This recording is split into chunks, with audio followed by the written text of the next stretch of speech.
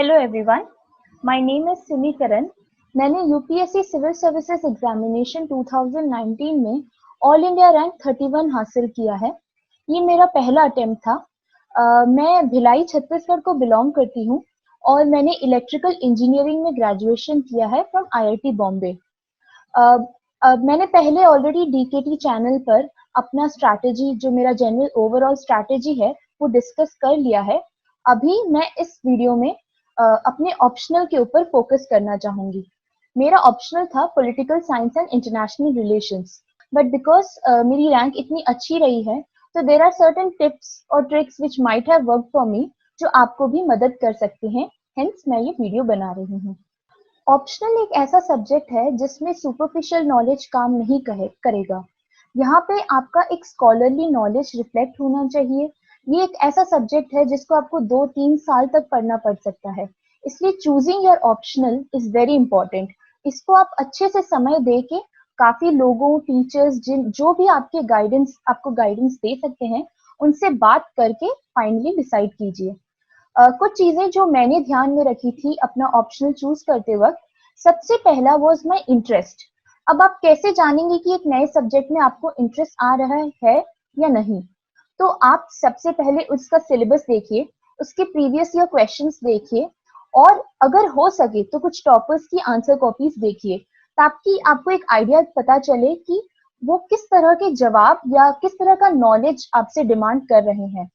वहां कहीं ना कहीं आपको मोटा मोटी आइडिया हो जाएगा एंड आप 2-3 ऑप्शनल के बीच में एंड में कंफ्यूज रहेंगे। An important announcement for all the UPSC CSE aspirants: to increase and strengthen the level of UPSC preparation, Unacademy has an Iconic subscription. The Iconic subscription offers the aspirants with personal coaches, means question and answers, practice papers, study planner, and expert guidelines. Not only this, but the Iconic subscription also offers all the Unacademy Plus benefits too, like daily live classes, live tests and quizzes, structured courses, wherein the learner receives unlimited access all in one subscription. What are you waiting for? Give a new direction to your preparation with the Unacademy Iconic subscription. Hurry up to get your subscription now, as Iconic prices are going to increase on the 25th of January. To get your Iconic subscription, download the Unacademy app from the link mentioned in the description. Select your goal as UPSC CSE and then again click on the link in the description. Use the code DKT10 and get an instant 10% discount. Hurry up, get your Iconic subscription now and shape your preparation with Unacademy Iconic. Let's crack it. इसके बाद आप कुछ ऐसे लोगों को भी ढूंढ सकते हैं जो सिमिलर कंफ्यूजन स्टेज पे रहे थे, जैसे कि मुझे केमिस्ट्री और political science international relations optional के बीच में कंफ्यूजन था। तो इसके लिए मैंने एक ऐसे सीनियर को ढूंढा जिन्होंने अपने सेकेंड अटेम्प्ट में केमिस्ट्री से पीएसआईआर शिफ्ट किया था, और मैंने उन्हें फेसबुक पे पिंग कर दिया कि सर आपने ये क्यों किया और आपको इसका क्या बेनिफिट मिला। तो उसके बाद कहीं ना कहीं मेरे दिमाग में ये फिक्स्ड हो गया कि मुझे पीएसआईआर लेना है। तो आप ऐसे टॉपर्स का भी हेल्प ले सकते हैं। सम रीजंस कि क्यों मैंने इलेक्ट्रिकल इंजीनियरिंग को अपना ऑप्शनल नहीं चुना, और ये सिर्फ पर्सनली मेरे केस में अप्लाई हो रहे हैं, बट आप अपनी सिचुएशन के हिसाब से, अपनी स्ट्रेंथ्स के हिसाब से डिसाइड कीजिएगा। पहली बात तो ये थी कि मुझे इंडियन इंजीनियरिंग सर्विसेज में इंटरेस्ट नहीं था, मुझे जनरल लाइन में जाना था, हेंस मैं आर्ट्स ऑप्शनल भी एक्सप्लोर कर सकती थी। दूसरी चीज ये थी कि आईआईटी बॉम्बे में हमारा फोकस बहुत ज्यादा इलेक्ट्रॉनिक्स की तरफ रहता है, एंड जैसे कि हमको पता है कि इंजीनियरिंग या साइंस बैकग्राउंड के सब्जेक्ट्स का सिलेबस सब्सटैंशियली बड़ा होता है, तो उसका काफी हिस्सा मुझे खुद से फिर से पढ़ना पड़ रहा था।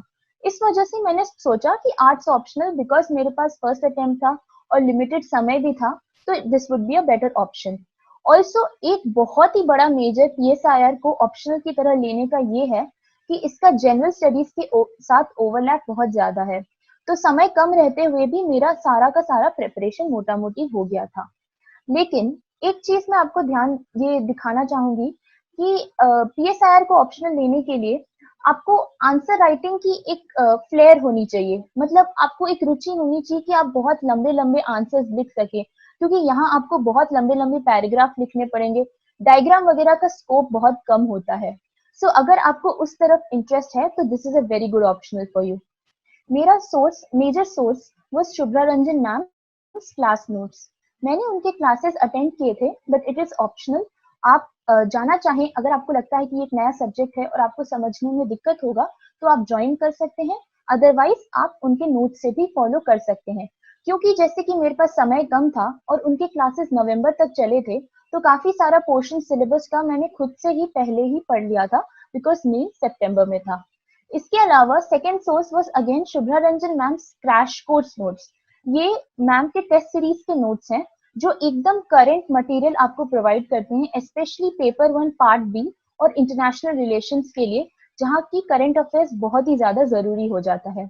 इसके अलावा there were some other sources जो मैंने बहुत ही सिलेक्टिवली पढ़ा था। वो था जैसे कि बीएल फादिया का book Indian government and politics, OP Gauba का book. These are very selectively read, जैसे कि जस्टिस, इक्वालिटी, ऐसे कॉन्सेप्ट जिसमें मुझे थोड़ा डाउट है या थोड़ा मुझे लग रहा है कि नॉलेज गैप रह रहा है, समझने में कमी रह रही है, सिर्फ उन्हीं टॉपिक्स को सिलेक्टिवली जाके मैंने पढ़ा था। इसके अलावा moving on to the current affairs, current affairs के लिए मैंने the Hindu and Indian Express की एडिटोरियल्स को काफी अच्छे से फॉलो किया था। लेकिन अगर मुझे कोई एडिटोरियल बहुत ही ज्यादा डिफिकल्ट लगता था, मैं उसी रेलेवेंट टॉपिक का दूसरे किसी ऑथर का एडिटोरियल पढ़ लेती थी।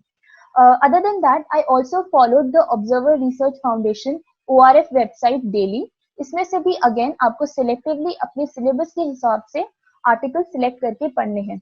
एक और बहुत ही अच्छी चीज जो मुझे लगता है लॉन्ग टर्म में मुझे बेनिफिट की, वॉज मैं फेसबुक फीड में अपने बहुत सारे ऐसे वेब सोर्सेज हैं जो आप सब कंप्लीट नहीं कर पाएंगे अगर आप सारे सोर्सेज पे जाएंगे, लेकिन अगर आप उसको अपने फेसबुक फीड के टॉप पे रख देंगे, तो आप सिलेक्टिवली जब अपना फेसबुक स्क्रॉल करते रहते हैं, जो आर्टिकल्स आ जाते हैं उनमें से कोई इंटरेस्टिंग लगेगा तो आप उनको देख सकते हैं।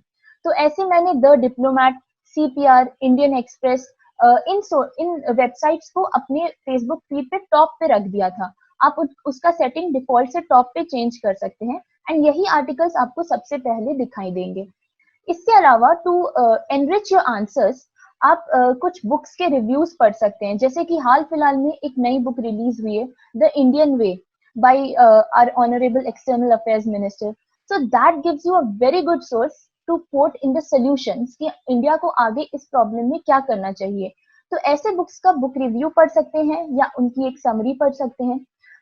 उन external affairs minister and prime minister, president की स्पीचेस भी आप पढ़ सकते हैं, जो वो नेशनल इंटरनेशनल समिट्स या जब बायलैटरल मीटिंग्स होती हैं, जब वो जो वो स्टेटमेंट्स देते हैं, वो हाईली रेलेवेंट हो जाते हैं आंसर्स पर्सपेक्टिव से, क्योंकि वो बहुत ही वेरी गुड कीवर्ड्स होते हैं जो आपके आंसर को स्टैंड अपार्ट करेंगे। तो ये कुछ सोर्सेज हैं जिनको आप कंटिन्यूअसली फॉलो करेंगे, तो आपका मोटा मोटी सारा का सारा सिलेबस कवर हो जाएगा। एक चीज मैं आपको प्रिकॉशन बताना चाहूंगी कि आप बहुत सारे बुक्स के पीछे मत भागिए। ऑप्शनल में ऐसा हो जाता है कि बहुत सारे स्पेशलाइज्ड बुक्स हैं और बहुत ही मोटे मोटे किताबें होती हैं। So it is not possible कि अगर आप एक साल में प्रिपेयर कर रहे हैं तो आप सारा का सारा प्रिपरेशन इन बुक्स से starting with the very basic books complete कर पाए, और इसकी जरूरत भी नहीं है। विद मैम्स नोट्स एंड ये सारे जो एक्स्ट्रा मटेरियल हमने डिस्कस किए, वो आप अपना पूरा सिलेबस कंप्लीट कर सकते हैं।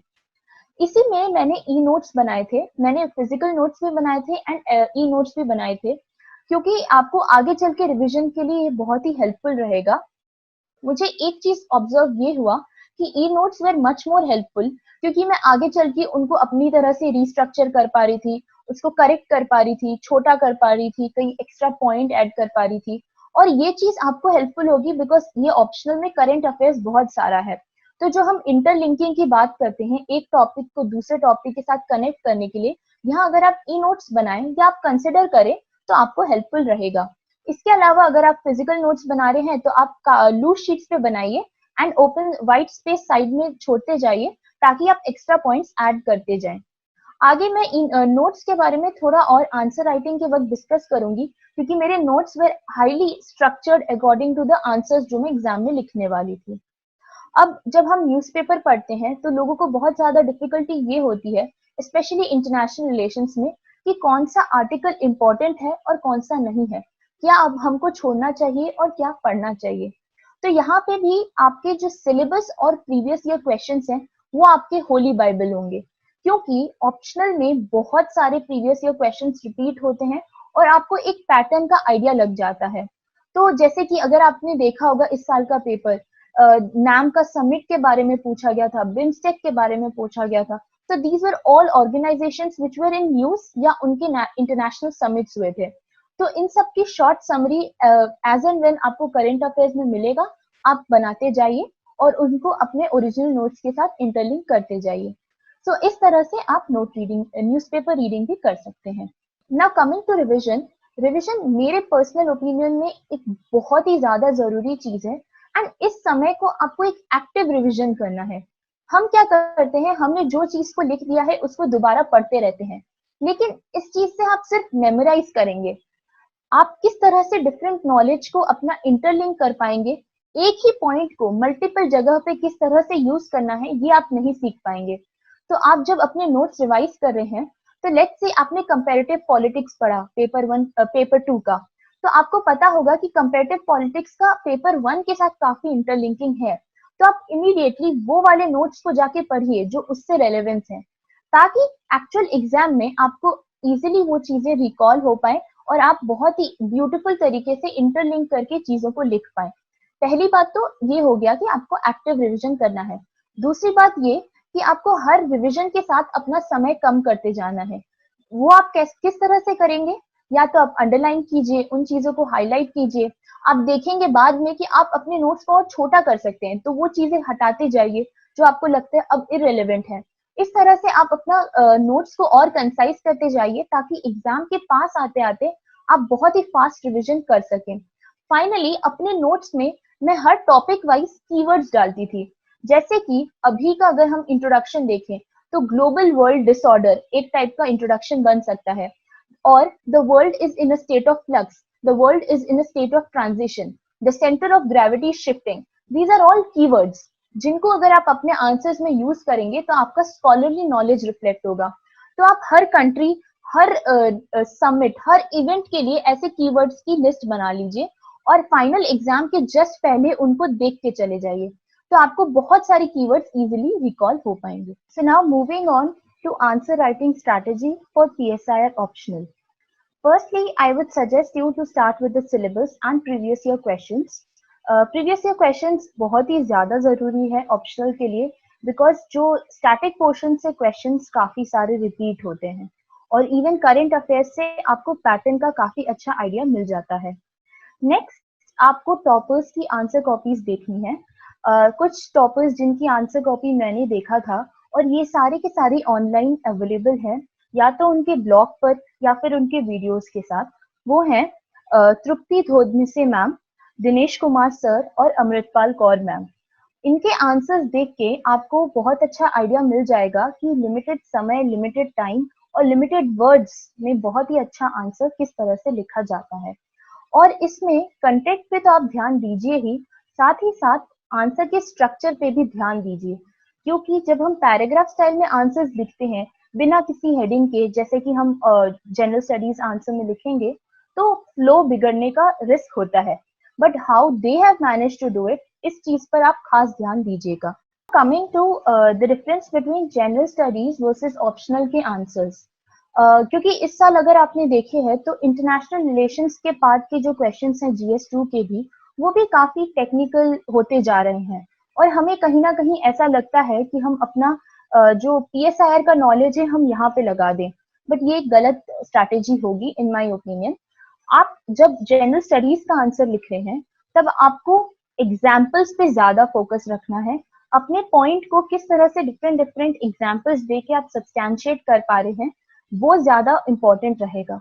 जबकि जब आप ऑप्शनल का आंसर लिख रहे हैं, सबसे पहले तो आपको एक कंटेक्स्ट बिल्डिंग करनी होती है, आपको एक फ्रेमवर्क समझाना होता है, आपको उसका बैकग्राउंड समझाना होता है, जो शायद एक जनरल स्टडीज आंसर में इंपॉर्टेंट नहीं होगा। जैसे कि लेट्स से हमारे पास एक क्वेश्चन है ट्रेड वॉर का। अब हमें ट्रेड वॉर को सिर्फ इकोनॉमिक एंगल से नहीं देखना है PSIR ऑप्शनल में, हमको उसमें इंटरनेशनल रिलेशंस और पॉलिटिकल एंगल लेके आना है। तो सबसे पहले हम इंट्रोडक्शन में इस तरह से लिख सकते हैं कि the transatlantic century is over, the center of gravity is shifting to Eurasia, तो the center of gravity is shifting to Asia Pacific। तो इस तरह के पॉइंट्स जब आप लाएंगे, तो आपकी एक बहुत अच्छी कंटेक्स्ट बिल्डिंग होगी। यहाँ पे आप स्कॉलर्स का भी एग्जाम्पल ला सकते हैं, जैसे मर्शाइमर या थुसिडाइड्स ट्रैप, जिन्होंने इसी टाइप का कोई स्ट्रगल या टसल पहले से प्रेडिक्ट किया था, बट ये चीज आप जनरल स्टडीज आंसर में नहीं लाएंगे। अगला चीज इज दिस क्वेश्चन वेदर हमको बुलेट्स में लिखना चाहिए या पैराग्राफ स्टाइल में। मेरा पर्सनल प्रेफरेंस था कि मैं बुलेट्स में लिखती थी जनरल स्टडीज आंसर में, एंड पैराग्राफ स्टाइल में लिखती थी ऑप्शनल पेपर में। अब ऑप्शनल में पैराग्राफ में लिखने की जरूरत इसलिए है क्योंकि आपको एक स्कॉलरली नॉलेज रिफ्लेक्ट करना है, और आप ये टेक्निकल आपका जो टेक्निकल अंडरस्टैंडिंग है वो चीज आप तभी ला पाएंगे जब एक प्रॉपर फ्लो में आए with the proper keywords, with the proper style of writing these answers, जो कि पैराग्राफ स्टाइल में आता है। डायग्राम्स वगैरह के साथ आप एक्सपेरिमेंट कर सकते हैं, हालांकि मैंने पर्सनली उस चीज के साथ एक्सपेरिमेंट नहीं किया था, एंड आई वुड नॉट से इट्स एन इम्पॉर्टेंट और essential aspect of PSIR answer writing. Yes, आप डेफिनेटली इन चीजों को जनरल स्टडीज आंसर्स में इनकॉर्पोरेट कीजिएगा। और एक चीज जो आपको यहाँ पे रिफ्लेक्ट करनी है वो है इंडियन जो फॉरेन पॉलिसी सर्कल्स हैं उसका थॉट प्रोसेस किस तरह है इस एनी पर्टिकुलर इशू को लेके। सो जैसे कि आप इस तरह की सेंटेंसेस ला सकते हैं, India as a net security provider in the Indian Ocean region, या फिर हम ऐसे लिख सकते हैं, India as a south western power, या issue based arrangements rather than non-alignment. These are all sentences which have been said by foreign secretary, external affairs minister या फिर prime minister.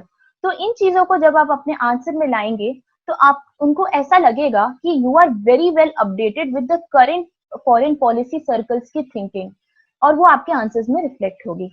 So these are some of the differences between a GS2 versus a PSIR answer. Now और एक चीज जो मैंने already की थी, ये मैंने अपने जनरल स्टडीज के आंसर्स में भी की थी और PSIR के लिए भी की थी।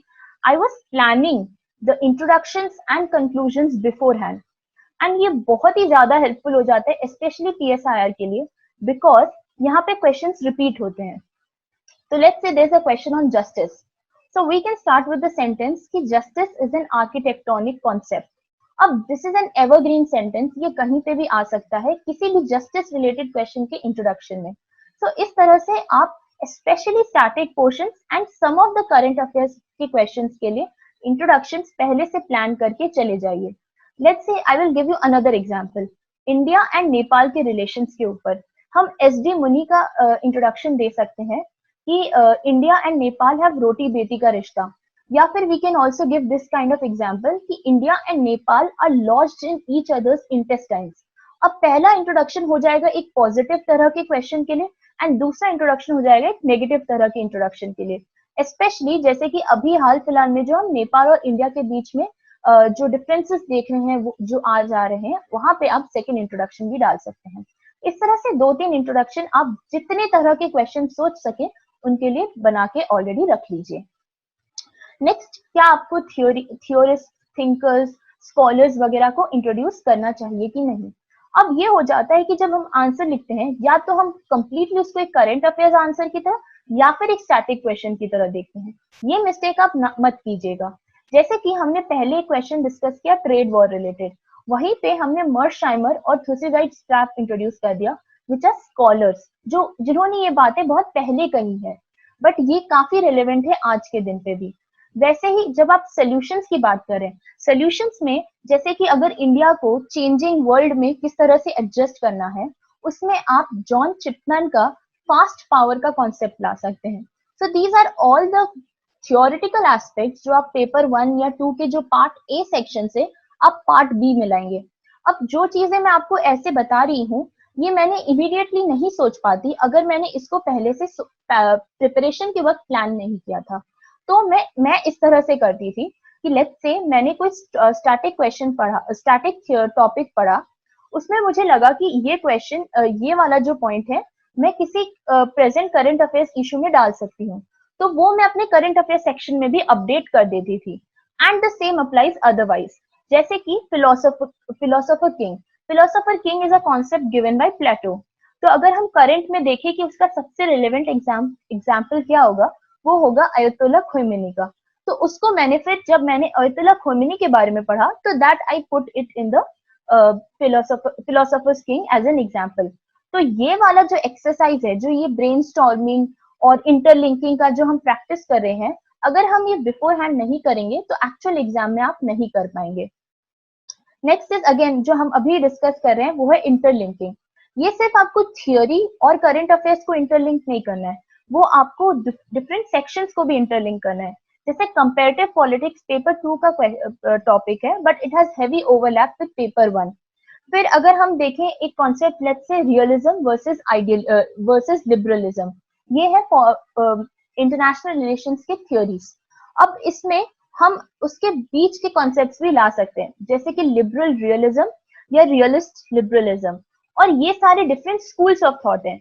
बस मैंने इसको इस तरह से किया कि अगर मुझे क्वेश्चन का डिफरेंस पूछा जाए रियलिज्म वर्सेस लिबरलिज्म, तो मैं ये दो आइडियाज में इंट्रोड्यूस कर दूंगी। ये आपके एक्स्ट्रा ब्राउनी पॉइंट्स होंगे जो आप अपने आंसर में डालेंगे, जो आपके आंसर को दूसरों के आंसर से यूनिक बनाएंगे। अगला होगा कंक्लूजन। अगेन कंक्लूजन में हमने जैसे पहले डिस्कस किया, हम थ्योरीज ला सकते हैं। दूसरा, ये जो हम एक्सटर्नल अफेयर्स मिनिस्टर के स्पीचेस वगैरह पढ़ रहे हैं, उनसे हम कीवर्ड्स की सेंटेंसेस उठा के ला सकते हैं। और तीसरा, आप डेली न्यूज़पेपर वगैरह पढ़ ही रहे हैं, उसमें जब आप कोई पर्टिकुलर इशू पढ़ेंगे, let's say India Nepal relations, उसमें mister Shyam Saran is a very relevant thinker and a scholar जो अभी के टाइम पे लिखते हैं। तो उनके जो सजेशंस होंगे उनका हम एक दो स्कॉलर्स के नाम कोट कर सकते हैं। बट ये होना चाहिए कि आप स्कॉलर्स और थिंकर्स बहुत ज्यादा एक्सेसिवली मत लिखिए, क्योंकि फिर ऐसा लगेगा you have simply memorise them और आप उसको प्रोड्यूस कर दे रहे हैं आंसर में। ओनली जहां पे वो हेवीली रेलेवेंट है, हाईली सिग्निफिकेंट है, या आपका कोई पॉइंट को सब्सटैंशिएट कर रहे हैं, तब आप उस थिंकर को इंट्रोड्यूस कीजिए। अगला है करंट अफेयर्स के इवेंट्स। अब यहाँ पे आपको एक प्रिकॉशन मैं बताना चाहूंगी कि जैसे प्रीवियस ईयर्स में लोगों ने जैसे कि let's say the question this year was on नाम समिट इन वेनेजुएला। अब ये एक ऐसा इशू था जिन्होंने ज्यादा लोगों ने पढ़ा नहीं होगा, because India also did not participate, like prime minister Modi did not participate the previous year, the year we were giving the paper. So किसी ने भी ज्यादा ध्यान नहीं दिया था, but a question was asked in the 10 marker and 10 markers are compulsory, तो आपको इनको अटेम्प्ट करना ही पड़ेगा।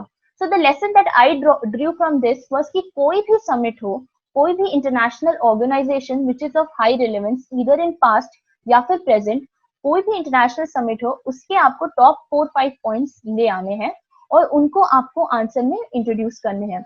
अगर आपको नहीं भी आता है तो आप अपने पेरिफेरल नॉलेज से काम चला सकते हैं, बट आपके पास अगर स्पेसिफिक पॉइंट्स होंगे तो आपको दूसरों के ऊपर बेनिफिट मिलेगा।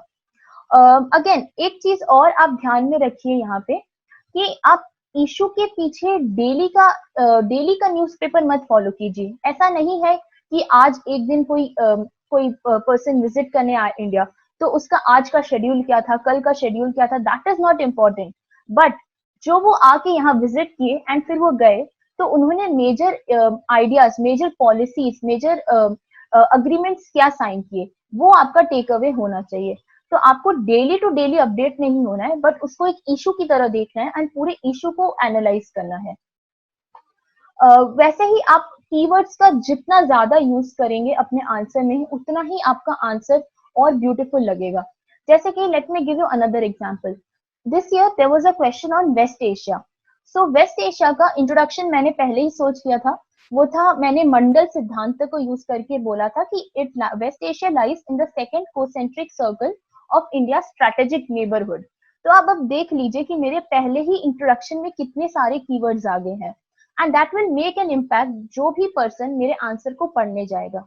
उस तरह से आप जितने ज्यादा कीवर्ड्स ला सके, उतना आपका आंसर कंसाइज और बेटर देन अदर्स बनेगा। सो ये थे मेरे major pointers for answer writing. सबसे पहले आपको शुरू में जब आंसर क्वेश्चन पेपर दिया जाता है, आप प्लीज 5 मिनट्स ही सही, जो टाइम आपको रिक्वायर्ड है उतना निकालिए और अपने जो आंसर्स जो आपको सिलेक्ट करने होते हैं, जैसे कि हर पेपर में क्वेश्चंस जितने दिए होते हैं सारे के सारे हमको अटेम्प्ट नहीं करने हैं, उसमें से सम सिलेक्टिव क्वेश्चंस हमको आंसर करने हैं। तो जो सिलेक्शन वाला पार्ट है वो बहुत ही इंपॉर्टेंट है, प्लीज उसको सब्सटैंशियल टाइम देके शुरुआत में ही डिसाइड कर लीजिए, ताकि एग्जाम के बीच में जब आपके ऊपर एग्जाम का प्रेशर है, टाइम का प्रेशर है, उस समय आपको इस चीज के बारे में ना सोचना पड़े। दूसरी चीज, जब आप क्वेश्चन सिलेक्ट कर रहे हैं तो आप ये चीज को ध्यान में रखिए कि आपके स्ट्रेंथ एरियाज क्या है। जैसे कि मुझे पता है कि पेपर 1 में ग्रामशी, मार्क्सिस्ट स्कॉलर्स मेरा ज्यादा बेटर अंडरस्टूड था एंड उसके आंसर्स में बेटर लिख पाती थी, तो मैंने अपने स्ट्रेंथ के हिसाब से वैसे क्वेश्चन सिलेक्ट किए। तो आप भी इस स्ट्रैटेजी को फॉलो कर सकते हैं। नेक्स्ट थिंग इज, एक तो आपको ये ध्यान में ही रखना है कि जितना आप स्पेसिफिक टाइम एक 10 मार्कर 15 या 20 के लिए डिसाइड करते हैं according to like logical divisioning of time, उतना ही दीजिए। बट आप थोड़ा एक्स्ट्रा टाइम 15 और 20 मार्कर को दे सकते हैं। इस एक्स्ट्रा टाइम में आप शुरुआत में पहले आंसर का स्ट्रक्चर सोच लीजिए। ये एक 4 पेज के आंसर के लिए ज्यादा इंपॉर्टेंट है एज कम्पेयर टू 2 पेज का आंसर, क्योंकि 2 पेज के आंसर में आप 3-4 पैराग्राफ हार्डली लिख पाएंगे।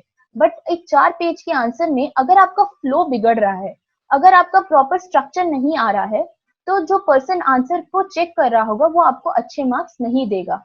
तो आप थोड़ा सा एक्स्ट्रा टाइम लेके आंसर के स्ट्रक्चर को सोच लीजिए एंड फिर आंसर का राइटिंग शुरू कीजिए। So these are some of the tricks that you can follow during the exam hall. So I am making a blog of my UPSC journey. ये मीडियम पे अवेलेबल है और इसका नाम है एंजल्स एंड डीमंस।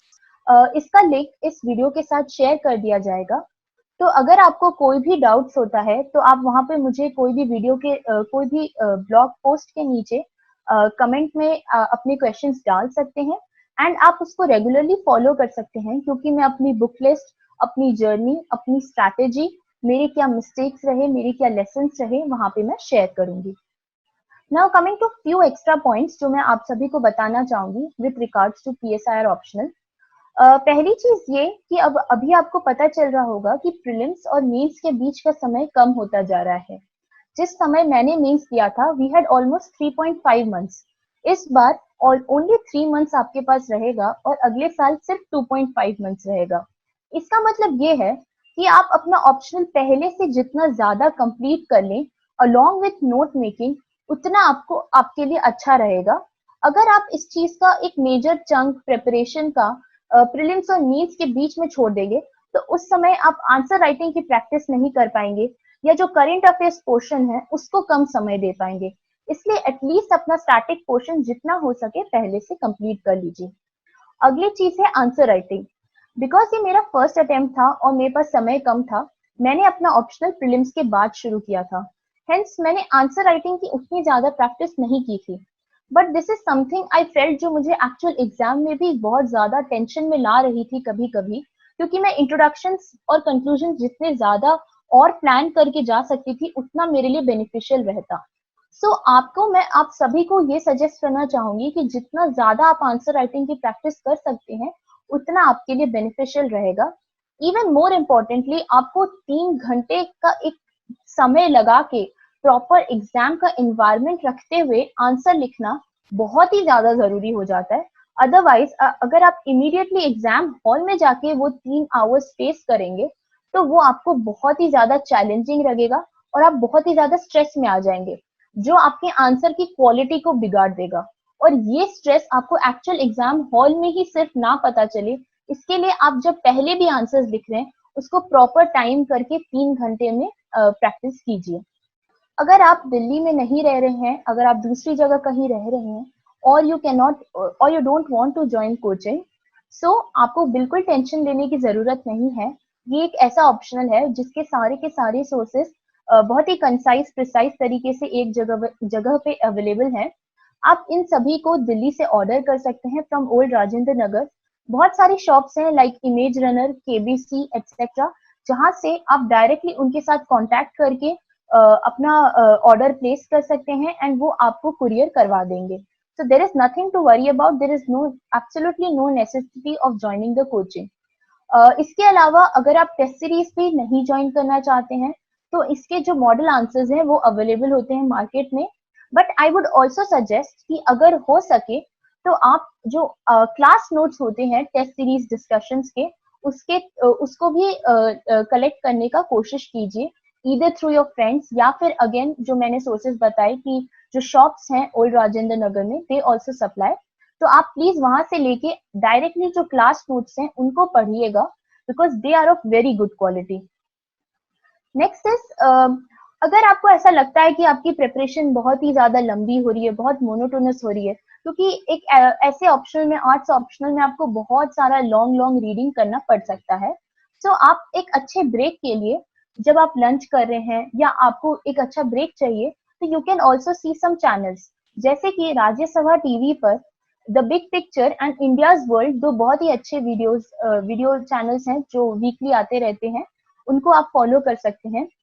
इसके अलावा आपके कॉन्सेप्ट्स को बेटर क्लियर करने के लिए there are some YouTube channels which you can follow, जैसे कि the philosophy tube, school of life. ये सब में आपके जो थिंकर्स हैं, उनके जो कॉन्सेप्ट्स हैं, उनके आइडियाज हैं, वो बहुत ही अच्छे से क्लियर हो जाएंगे। एक और सोर्स जो मैं बहुत देखना पसंद करती थी, that was the external affairs minister and foreign secretary speeches. अब कुछ लोग उनका टेक्स्ट पढ़ते हैं, मुझे ये पसंद आता था कि मैं उनके बोलने का स्टाइल, उनके बोलने का जो एक द ऑरा जो वो प्रोजेक्ट करते हैं जब वो ऐसे स्पीचेस देते हैं, वो देखना मुझे बहुत पसंद आता था। So I use to watch their speeches, and अगर कोई भी पॉइंट मुझे रेलिवेंट लगती थी तो मैं वो नोट डाउन कर लेती थी। तो ये मेरे लिए अच्छा ब्रेक भी हो जाता था, एंड प्लस मेरा नॉलेज भी गेन हो रहा है।